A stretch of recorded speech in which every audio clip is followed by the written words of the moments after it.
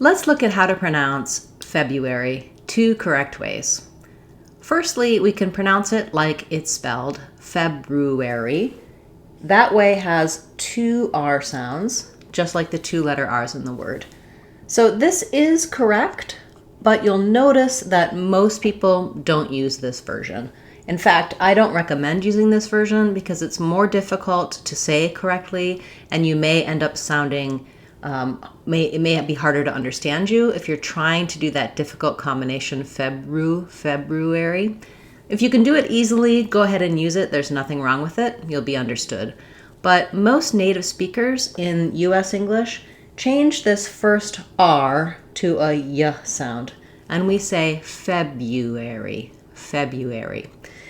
In both versions of the word, the first syllable is stressed. Letter E says the vowel, feb, like in red.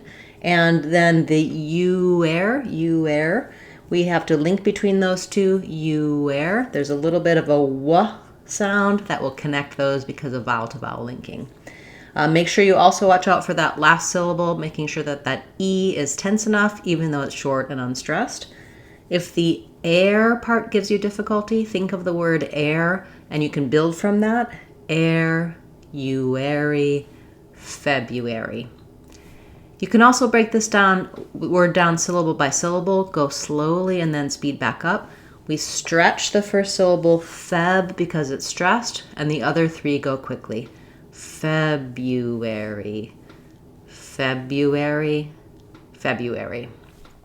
Another trick for words that have first syllable stress, if you find that you-air-ee, there's a lot of difficult sounds in there, you have to say them quickly, you can practice just the unstressed parts and again try going slow and then speeding up, like you-air-ee, you-air-ee, you-air-ee, February.